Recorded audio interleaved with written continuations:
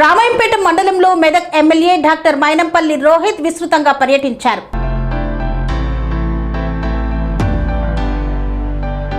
మెదక్ జిల్లా రామాయంపేట మండలంలో Medak MLA doctor Mynampally Rohit పలు అభివృద్ధి కార్యక్రమాల్లో పాల్గొన్నారు. ఈ సందర్భంగా ఎమ్మెల్యేకు స్థానిక జాతీయ రహదారి వై జంక్షన్ నుండి కార్యకర్తలు, నాయకులు భారీ బైక్ ర్యాలీతో ఘన స్వాగతం పలికారు. అనంతరం ప్రభుత్వ ఆసుపత్రిలో ఏర్పాటు చేసిన కార్యక్రమంలో జాతీయ పల్స్ పోలియో కార్యక్రమాన్ని ఎమ్మెల్యే ప్రారంభించి చిన్నారులకు పోలియో చుక్కలు వేశారు. ఆసుపత్రిలో ఏర్పాటు చేయనున్న డయాలసిస్ కేంద్రాన్ని కూడా పరిశీలించి అధికారులకు పలు సూచనలు చేశారు.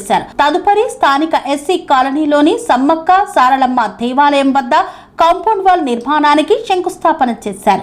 మున్సిపాలిటీ పరిధిలో పలు వార్డుల్లో నూతనంగా తవ్వించిన బోరు బావులను ప్రారంభించారు. హమాలీలకు ఇన్సూరెన్స్ బాండ్ పత్రాలను పంపిణీ చేశారు. నూతనంగా ఏర్పాటు చేసిన సర్పంచుల ఫోరం కార్యాలయాన్ని ప్రారంభించారు ఎమ్మెల్యే. రాయలాపూర్ సర్పంచ్ గట్టు సుశీల ఆధ్వర్యంలో కాంగ్రెస్ పార్టీలో చేరిన 4 వార్డు సభ్యులకు పార్టీ కండువాలు కప్పి ఆహ్వానించారు. ఈ సందర్భంగా మీడియాతో మాట్లాడిన ఎమ్మెల్యే డాక్టర్ మైనంపల్లి రోహిత్ మెదక్ నియోజకవర్గాన్ని అన్ని రంగాల్లో అభివృద్ధి చేసి ఆదర్శవంతమైన నియోజకవర్గంగా తీర్చిదిద్దేందుకు కృషి చేస్తానని తెలిపారు. రామాయంపేట మండలంలో ప్రజలు ఎదుర్కొంటున్న సమస్యలను దశల వారీగా పరిష్కరిస్తామని హామీ ఇచ్చారు. రామాయంపేట మండలానికి సంబంధించి రామాయంపేట పట్టణంలో సర్పంచ్ల ఫోరం ఆఫీసు ప్రారంభించుకుంటా ఉన్నాం కాబట్టి వారికి మనస్ఫూర్తిగా శుభాకాంక్షలు తెలియజేసుకుంటూ ధన్యవాదాలు. Thank you.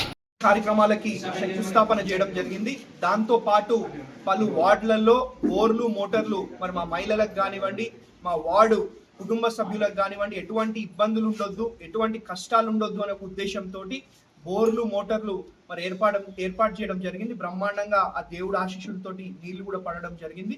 కాబట్టి ఇదే కాదు, బ్రహ్మాండంగా భవిష్యత్తులో ఇంకా మంచి విధంగా అభివృద్ధి, సేవా, సంక్షేమ కార్యక్రమాలు చేపట్టుకుంటూ రామాయంపేట పట్టణాన్ని, రామాయంపేట మండలాన్ని, మెదక్ నియోజకవర్గాన్ని అన్ని రంగాలలో ముందుంచే విధంగా తీర్చిదిద్దుతామని చెప్పి మీ ద్వారా మా మెదక్ నియోజకవర్గ రామాయంపేట పట్టణ మండల కుటుంబ సభ్యులకు తెలియజేసుకుంటాం.